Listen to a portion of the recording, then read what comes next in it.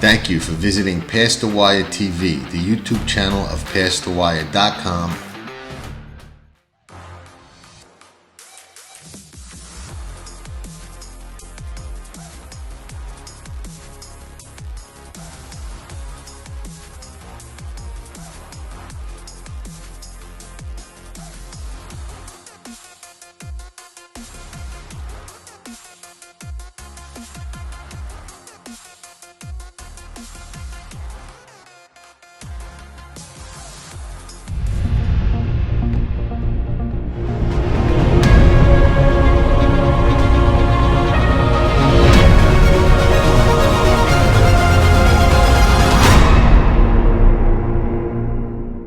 Buongiorno, everybody. Saratoga Today with Past the Wire, day number 20, Wednesday, August 11th, 2021. Moving right along, another week starting at the spa. The Fasig-Tipton sales, as most of you know, are going on. They are always super exciting. If you're up there, check them out. Just don't sneeze while you're watching the auctions because you may wind up having to write a big check. Those spotters don't miss anything that happens in the seats over there. So keep that in mind if you're watching the sales. Shout out to Spendthrift Farm into Mischief, 1.7 million sale topper thus far. Not surprising, hottest sire in the land, proving it on the racetrack, and Coolmore got it, and they don't lose many bidding wars. Got into a little bit of a bidding war, and they went home with the Into Mischief. Shout out to our people at AM Wager, state-of-the-art ADW, tons of tools for the better. amwager.com. Check them out if you haven't gotten a chance to yet. And Zilla Racing Stables, our boys and gals, they are continuing to perform well on the racetrack.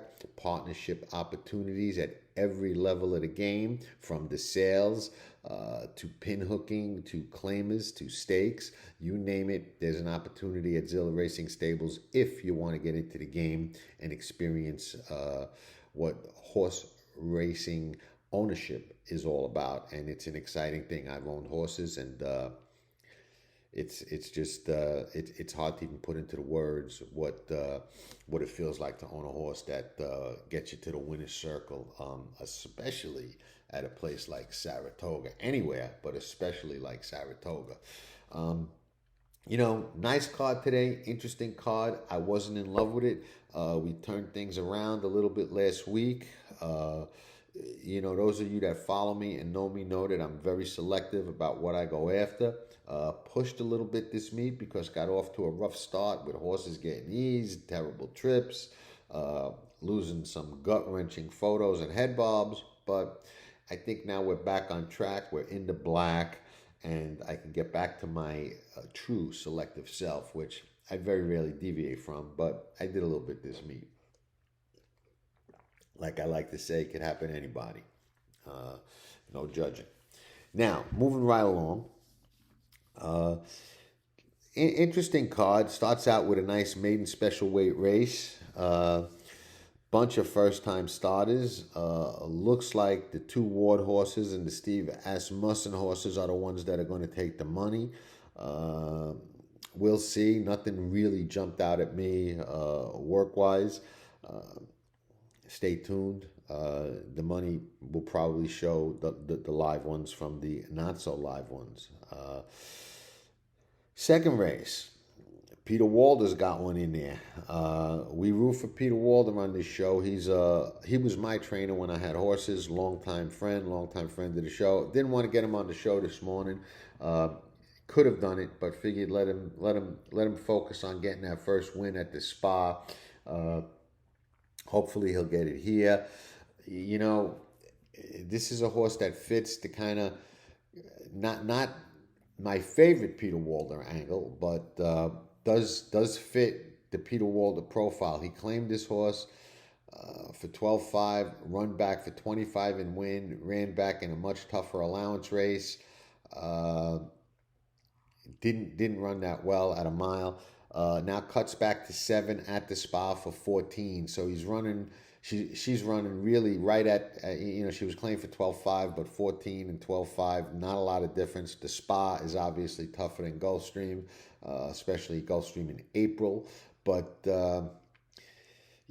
she's at the right level. Race came up a little bit tough, but she's at the right level. Peter likes to ride top riders. He's got Luis Saez in the irons.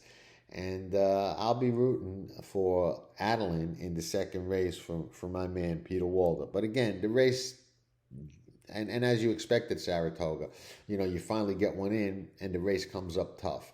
Third race, the Evan Shipman, I thought was interesting for one reason. I happen to like the horse for course angle. I particularly like it at Saratoga. And in the Evan Shipman, only 6 horses in the race, and you'd be hard pressed to find one who's not really a horse for course. Danny California is 4 for 5 at Saratoga. It shows you how strong the horse for course angle can be at this spa. He's off. He 4 back rather. He was claimed by Rudy Rodriguez from Orlando Nota. He's been running very well, and that last race, August 7th, only 4 days ago. Today's the 11th. Was, in my opinion, a very hard race. Louis, you had to really ride him hard to get him up. He did get up in open company, back with New York Breds today.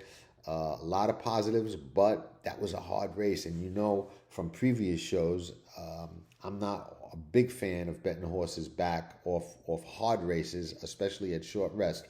But if Rudy's running him back this quick, that says something. So we'll see. Mr. Buff, the heavy favorite, another horse for the course, 2 for 6 at Saratoga, 17 races this horse has won.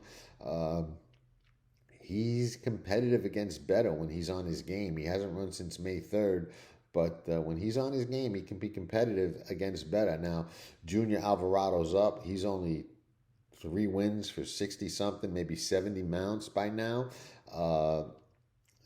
He's got to be feeling that pressure. And we talked a little bit about him rising to the occasion a couple of weeks ago. He really hasn't done that yet. If anything, he's kind of fell into more of a rut. So we'll see what he does with Mr. Buff today. Seafoam, Clement ran for 45,000. Wanted to lose him or gambled about losing him, but lost him. 3 for 5 at Saratoga. Another horse for course that tends to win up there. You're going to claim off Clement for 45 and win a stake? I don't know. We'll see. But not the easiest thing to do. 3 jokers. Another one that has got to win at Saratoga. I mean, the whole field does. He's 1 for 3 with a third.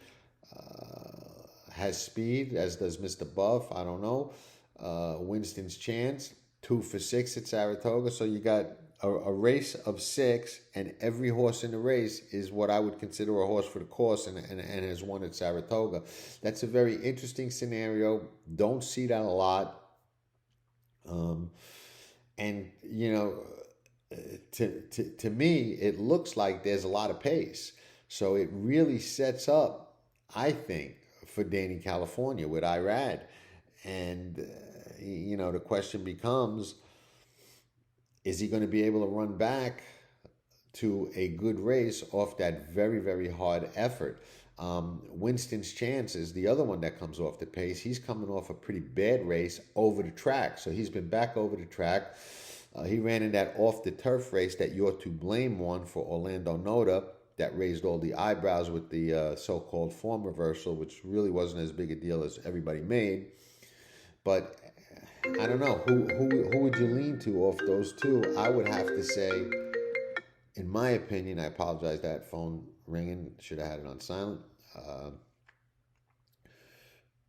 I would have to say I would lean to Danny California, but I would be cautious off the hard race and the short turnaround. But we'll see. Rudy does that, so stay tuned. Nice turf sprint, the next race. I thought it was interesting, and there was a price horse that maybe could make a little noise in there. Secure connection for Shug, turns back. Would have to run a little bit faster than he's run before, but on the turn back, maybe. Richie's Great Girl, very dangerous from the rail for Larry Vivelli, who's a very dangerous trainer and does not ship without a shot. So I think, those two kind of catch my eye. And the reason I like Shug's horse is Shug's horse ran a monster race at Saratoga last year, when Jose Ortiz just was completely blocked and stymied in mid-stretch, and just was one of the best rides of the meet, in my opinion. Just zigzagged and split horses and got up late by about a head, half a length, and it was an impressive race over the track. And it was off a turn back, it was off the cutback. So maybe Lightning can strike twice in the same place. This time it's Rosario, but we know he's a strong finisher.